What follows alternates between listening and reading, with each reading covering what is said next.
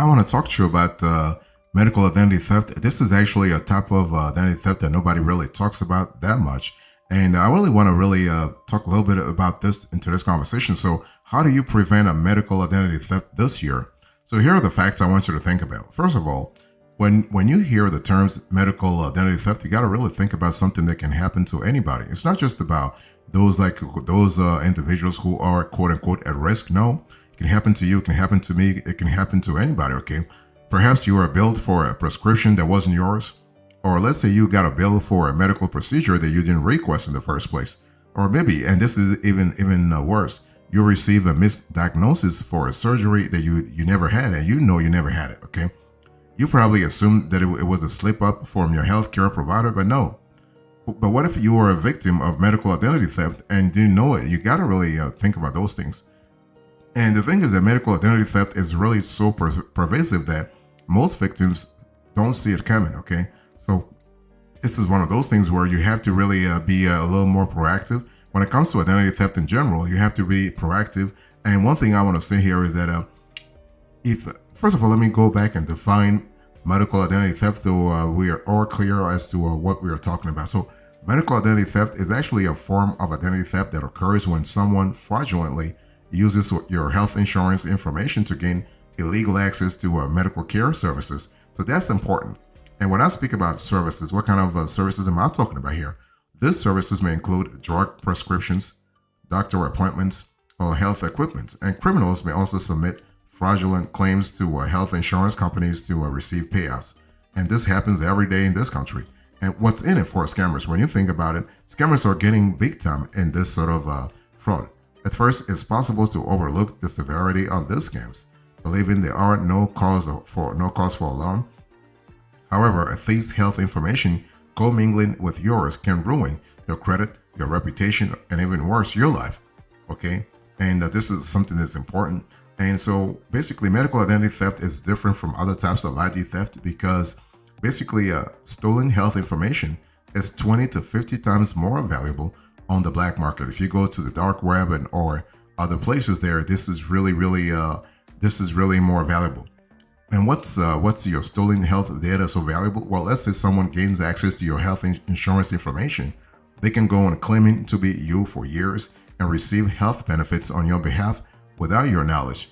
And chances are you won't find out unless you are in an emergency or receive unexpected reports from your health insurance provider. And by then, it may already be too late, God forbid. I mean, the thief may have hit your health benefit limits or racked up thousands or even millions of dollars in debt.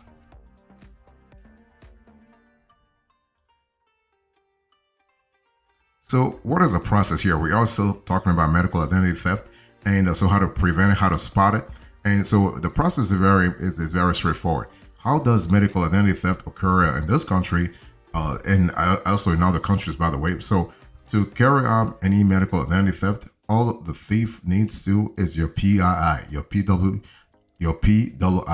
personally identifiable information. Okay, so a PII is a set of relevant information that anyone can use to identify you. I mean, and a PII is strictly about you.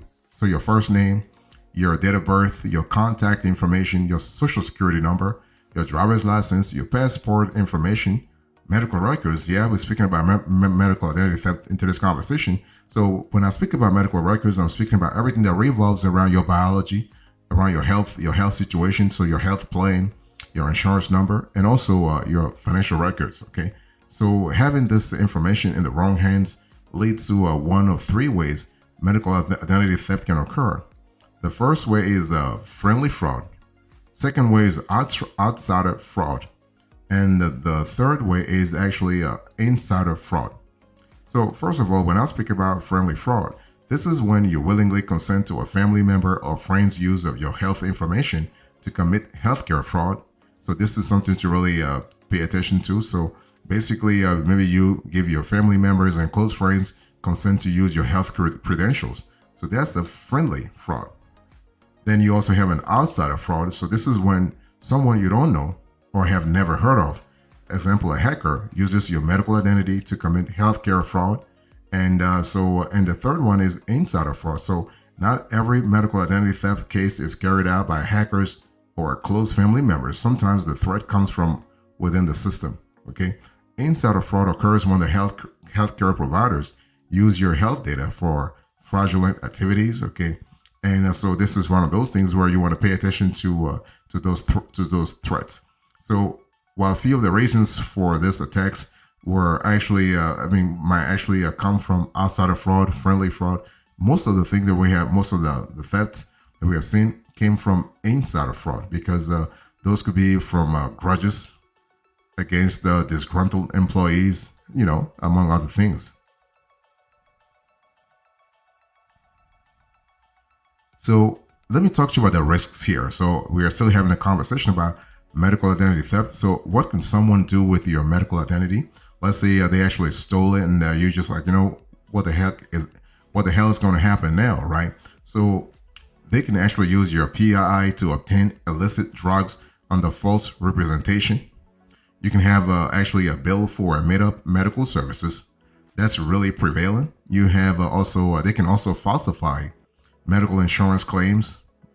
That's a big one. But they can alter medical records, and they can also file for fraudulent financial claims. So when I talk about obtain illicit drugs under false representation, thieves might steal your medical information to impersonate you and obtain controlled prescribed substances on your behalf. And a common way they do this is by doctor shopping. So doctor shopping occurs when someone visits multiple doctors' offices to obtain prescriptions for illicit drugs to treat an illness. Okay, and you also have actually a bill. You also have a bill for made-up medical services. So healthcare providers may use your information to fraudulently bill insurance institutions for services they did not render. And for instance, a doctor may attend to 20 patients throughout the week, but bill for 200 using other patients' data. So this fraudulent act is one of 4 types of medical billing fraud that affects the government, the patients, and also private health institutions. So in terms of medical billing fraud, you have types such as upcoding, unbundling, you have phantom billing, and you have in some cases double billing. You also have the falsification of medical insurance claims. So scammers in this case, actually what they do is they can use your identity to make false insurance claims for medical services and equipment reimbursement. And also they can also alter medical records. So for doctors to render the best medical care to you, they need to make sure that you have the right medical records, and they have to know also your health history. So this helps them prescribe the right drugs and treatments for you. However, if someone, let's say, were to compromise your medical data with fake records, you could lose access to certain healthcare benefits and sometimes experience delays in receiving proper medical care. And also, somebody may actually file fraudulent financial claims. So this is something to really think about, especially one of the significant challenges to the healthcare programs, such as Medicare and or Medicaid, is financial fraud, right? I mean, the government loses billions of dollars every single year. The majority of the scammers are medical providers. They use a patient's health information to submit misleading claims to gain financial benefits.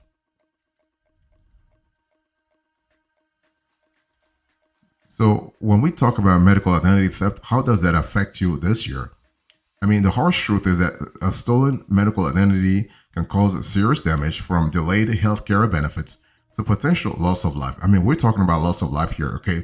This is not somebody just stealing your credit card or stealing your wallet, and then you can just maybe suffer a few weeks or months and that's it. No, you can actually lose your life, because we're speaking here about somebody's biology, your biology. So this basically, the thing is that if you have 3 ways medical identity theft affects you. You have inferior credit score, you have health misdiagnosis, and you have also a false incrimination. Let me break it down for you. So when I speak about inferior credit score, basically your credit score can go from 700 and all of a sudden it goes to 500 or 430 or 3 or even worse, 300.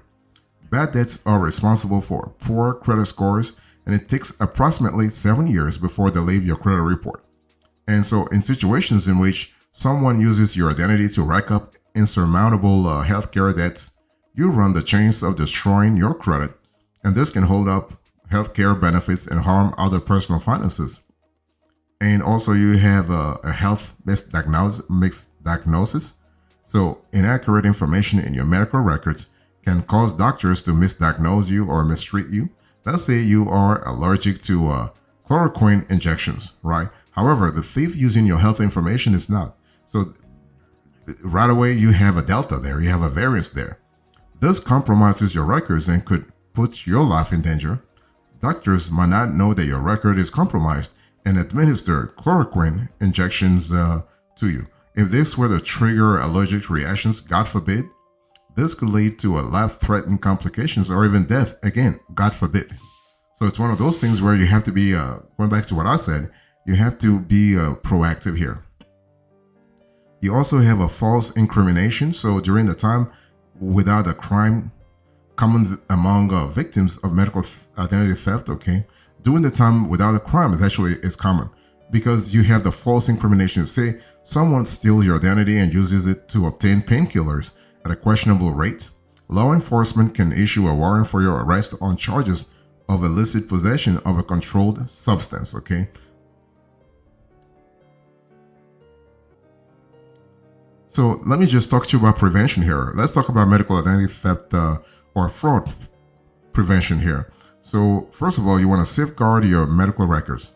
Do not actually overshare your medical information, your healthcare information. Never do this. Never. Okay? Ask why certain medical information is needed. You want to be inquisitive about what's really happened. It's your health.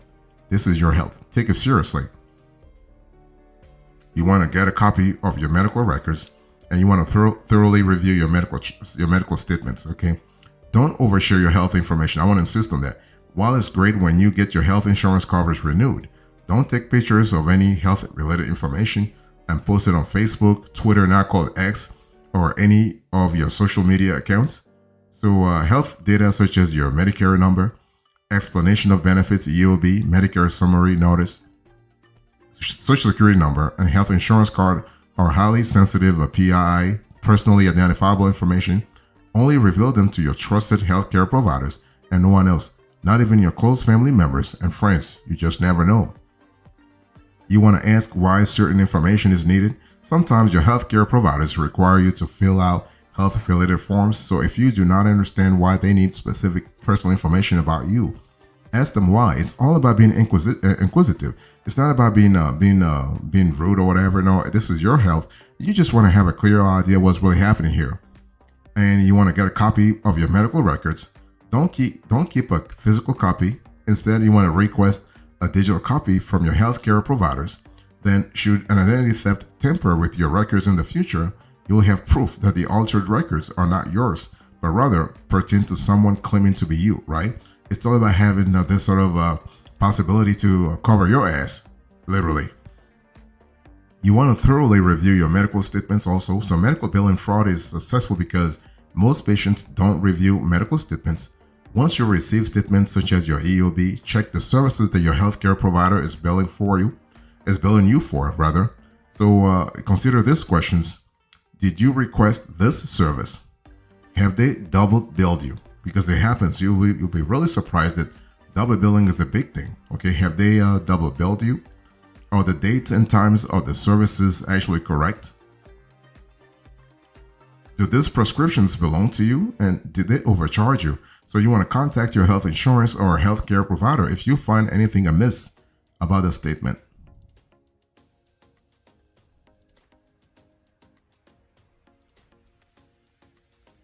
Also, another thing you want to do is you want to recognize early signs of medical identity theft. So when I speak about early signs, you have three things to really pay attention to. And this is a trifecta that really can help, can save your life, literally, okay? First of all, you want to beware emails asking you for your medical data. Nobody should be asking you for medical data unless they are an official institution. Very important to think of it this way.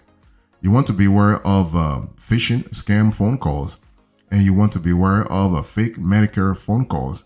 And so when I speak about being when I say beware of emails asking for your medical data, you might receive every now and then scam emails requesting that you provide medical data in exchange for a reward. Can you imagine somebody asking you that? That's crazy, but yeah, And so the scammers might promise free health screenings, a new Medicare card, discounts on your next doctor appointment, gift cards. So these are fraudulent and you should not respond. Never respond. Don't click on any link. Don't do anything. Just delete the email, or you can just save it as spam.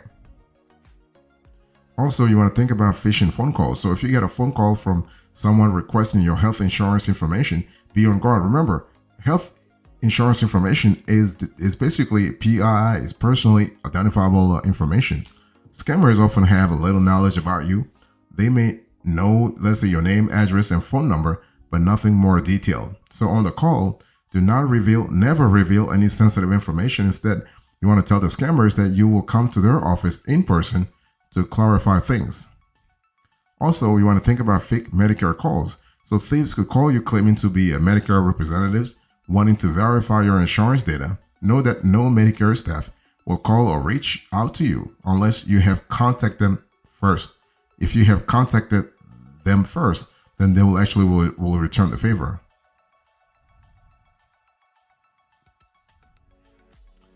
Another thing you want to do is you want to monitor your credit, okay? And you want to review your credit report sort of periodically. I mean, once a month, once a quarter, but it has to be regularly. So reviewing your credit report is actually the easiest way to know, let's say if somebody is tampering with your medical identity. Let's say if fraudsters receive medical care using your identity, it goes on your credit report, right? So that way you can see your TransUnion, your Equifax, or your Experian report and see what's really going on there. And if you see some kind of shenanigans on your credit report, you know somebody's really, playing games with your medical identity. So if you notice someone racking up unpaid medical bills in your name, file a police report and reach out to any of the 3 credit bureaus, Experian, TransUnion, or Equifax. You can also file a medical identity theft complaint with the Federal Trade Commission at the reportfraudftc.gov, okay? And so for you to really protect yourself from identity theft, you gotta really understand that this is actually, as I said before, this is a proactive matter. This is a proactive thing. Don't do it reactively, okay? So because imagine rushing to the ER because of heart complications only to get hit with a notice of overdue medical bills, but you pay all your bills. So how could this happen? Situations like that are what victims of medical identity theft encounter, but this doesn't have to be you. So make it a habit to check your MSNs and credit statements carefully. The earlier you notice errors, the faster you'll be able to stop possible fraud. So if you have shared your social security number and other details with a stranger and suspect you are a victim of medical identity fraud, you want to report it right away, okay? What you can do is you can actually contact the Centers for Medicare and Medicaid Services hotline. So the number is 1-800-MEDICARE. We'll put this on the screen. 1-800-MEDICARE. So 1-800-633-4227. And you can also contact the Office of the Inspector General hotline. The phone number is 1-800-HHS-TIPS. So the number is actually 1-800-447-8477. Or you can fax your complaints at 1-800-223-8164. You also have online forms, like we'll put this on the screen. And you can also contact you can send snail mail to the U.S. Department of Health and Insurance Services, Office of the Inspector General, and attention OIG Hotline Operations, P.O. Box 23489, Washington, D.C., 2026. We'll put this on the screen so it's clear to everyone.